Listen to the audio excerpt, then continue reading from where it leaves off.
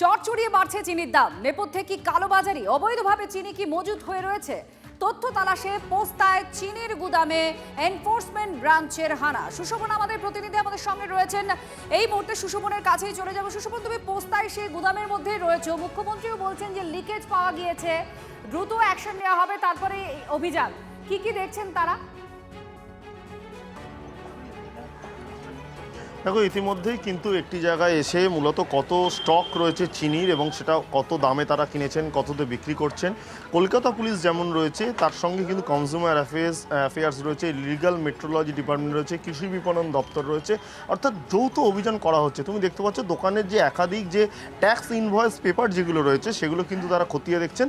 দোকানের যিনি মালিক আছেন তার সঙ্গে কিন্তু কথা বলে দেখছেন যে মূলত কিরম কি দাম রয়েছে। লিগাল মেট্রোলজি যিনি রয়েছেন প্রতিনিধি, তার সঙ্গে একটু কথা বলবো। আচ্ছা, আপনারা মূলত কি কি দেখলেন এবং এই চিনি এখানে এসে কি কি বুঝলেন? আজকে তো একটা জয়েন্ট প্রোগ্রাম হলো কলকাতা পুলিশের সঙ্গে সঙ্গে এনফোর্সমেন্ট ব্রাঞ্চের সাথে সাথে আমি লিগাল মেট্রোলজি থেকে আছি আর অন্যান্য ডিপার্টমেন্ট। আচ্ছা, যেটা হলো ওনারা ওদের মতো চেক করলেন, আমরা আমাদের যে অংশটা মানে ওয়িং সিস্টেমটা ঠিক আছে কিনা সেটা আমরা দেখলাম। তো যে কটা জায়গায় দেখলাম আমরা মোটামুটি তাদের পাওয়া গেল ওয়িং মেশিন ঠিক আছে এবং তারা সার্টিফাই করে রেখেছে। তার মানে ওদের যা আমাদের রিগার্ডে যে ওয়িং সিস্টেমটাকে তারা ঠিকঠাক রেখেছেন, তাদের সার্টিফিকেটও আমরা পেলাম, আর সেখান থেকে আমরা সেটা দেখলাম ওকে আছে। হ্যাঁ, আপনাকে একটু জিজ্ঞাসা করবো, আপনি দীর্ঘ সময় কাগজ দেখে মূলত কি কি দেখছেন এবং কি কি বুঝছেন? আমরা ওই লাস্ট পারচেজ সেল এগুলো দেখছি, যে কত রেটে পারচেজ হচ্ছে, কত রেটে সেল হচ্ছে, এগুলোই মেনলি দেখছি আর কি। তো দাম কেন বাড়ছে, কোথায় গলত, কিছু বুঝতে পারছেন?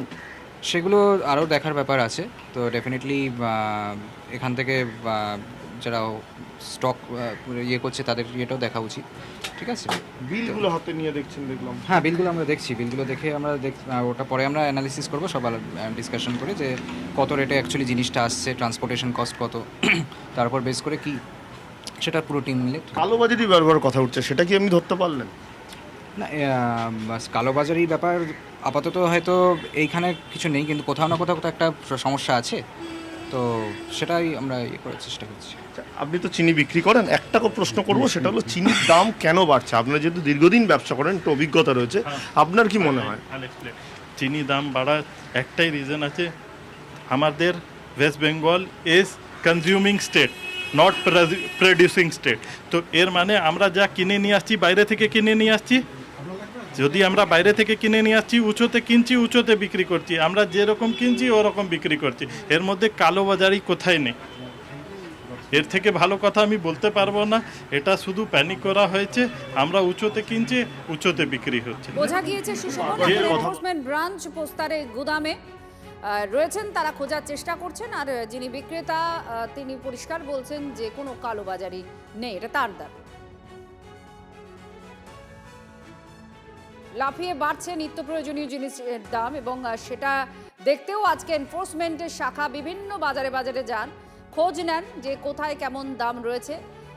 লালবাজারের নির্দেশে ইবির সঙ্গে অভিযানে খাদ্য দফতর আর কলকাতা পুরসভার আধিকারিকরাও। ফোরে রাজে পড়বে কি হ্রাস, জব্দ হবে মূল্য বৃদ্ধি, বিভিন্ন জায়গায় জেলা জুড়েও প্রশাসনের আধিকারিকরা তারাও নামেন এই অভিযানে। কোনো কালোবাজারি হচ্ছে কিনা, কেন এত মূল্য বৃদ্ধি তার খোঁজ নেন। কোলে মার্কেট, যদুবাবুর বাজার, ল্যান্সডাউন মার্কেট, এই বিভিন্ন জায়গায় কলকাতা শহরের যে সমস্ত বাজার রয়েছে সেই সমস্ত বাজারে যান। তাছাড়াও জেলা জুড়ে কয়েকটা জেলা যেমন মুর্শিদাবাদ, বাঁকুড়া, ডায়মন্ড হারবার, এই সমস্ত জায়গাতেও দেখা যায় আজকে প্রশাসনের আধিকারিকরা এবং এনফোর্সমেন্ট ব্রাঞ্চের আধিকারিকরা তারাও নামেন অভিযানে।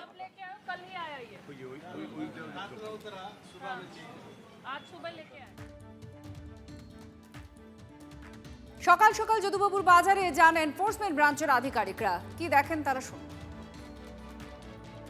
চিনি থেকে দুধ, সবজি থেকে ডিম দাম বাড়ছে অস্বাভাবিক হারে, যে কারণে মুখ্যমন্ত্রী শুভেন্দু অধিকারী নির্দেশ দিয়েছেন যে মূলত এই দামটা বাড়ছে কোথা থেকে, কোথাও কি অবৈধভাবে জমানো এই খাদ্যশস্য বা হোক বা ডিম, সবজি, দুধ কোথাও জমিয়ে রাখা হচ্ছে, তারপর বেশি দামে ছাড়া হচ্ছে, নাকি মাঝখানে যে ফোরে চক্র আছে তারা এই কাজটি চালাচ্ছে, সেই জায়গাটি দেখার জন্য ইতিমধ্যে ইবির তরফে বাজার ঘোরার নির্দেশ দেওয়া হয়েছে মুখ্যমন্ত্রীর তরফে, এবং সেটাই হচ্ছে। তার কাছ থেকে এই দাম আর তার থেকে আগে স্টক আছে, ওরাও লাভ করছে, কিন্তু হোলসেল থেকে 1-2 টাকা কমে দিচ্ছে কি ওরা বেরিয়ে যায়, ওরা তো 100 বোরা রাখে তো হোলসেলার। কোথায় বেশি দাম? বস্তা 68 বললো আমাকে। পোস্তা বাজার যেখানে মূলত চিনির দাম নিয়ে সবচেয়ে বেশি অভিযোগ উঠছে এবং চিনির দামটাই যারা এনফোর্সমেন্ট ব্রাঞ্চে যারা আধিকারিকরা রয়েছেন তারাই জিজ্ঞাসা করছেন। 67 আমার পড়ে যায় রাফলি, 68 রেখেছি। কাস্টমার আগে সব থেকে জিনিসের জায়গা চিনি কে দাম, মানে 68 2 টাকা প্রফিটে আপনি ছাড়ছেন। 2 টাকা নাহলে 3-4 টাকা চাই কিলোতে, 1 কিলো 2 কিলো হাফ কিলো নেবে। কিন্তু এখন যা স্টার্টিংয়ে বলছে চিনি কে দাম, সব জায়গা থেকে চিনি তো 1 টাকা তো মিনিমাম চাই না। চিনিটা 70 টাকা করে নেয়। হ্যাঁ, সব দাম বেশি এখানটা, কি নেবো না, কমবে না, মনে হয় বাড়বেই, আরো জিনিসপত্রের দাম বাড়ছে। হ্যাঁ, চিনিটা ছেড়ে দিন, কোনো জিনিসের সস্তা নেই, এইসব টিম কথা ছেড়ে দিন, সব স্কিম। সমস্ত জিনিসের দাম বাড়ছে, খুবই দুরবস্থায় পড়েছি। এবং আমার বাড়ি যে লোকটা কাজ করে সে আমার লাউয়ের খোলাটাও নিয়ে যায়, আলু দিয়ে ভেজে মেয়েদের ভাত দেবে। অনেক দিন ধরেই শুরু হয়েছে, এই সরকারকে শুধু দোষ দেবো না। এই যে বেরিয়েছে টিম, এখন কি কোথাও মনে হলো দামটা এবার হয়তো নিয়ন্ত্রণ আসে? জিনিসটা হচ্ছে আমি খুব খুশি, প্র্যাকটিক্যালি যেগুলো স্টেপ নেওয়া হয়। খেলা খেলছে যে স্টার্টার আচ্ছা, বড় বড় সাপ্লায়ার যে কোটি কোটি টাকা সাপ্লাই করছে আর মিনিস্টাররা সব মিক্স করে আমাদেরকে করছে বদমাশি। সব মিলিয়ে দাম বাড়ছে, সমস্যায় পড়ছেন বিক্রেতারা, সমস্যায় পড়ছেন ক্রেতারা। মূলত কাদের কলকাঠিতে এই ধরনের দাম বাড়ছে সেটাই মূলত খুঁজতে বেরিয়েছেন এখন ইবির তদন্তকারীরা।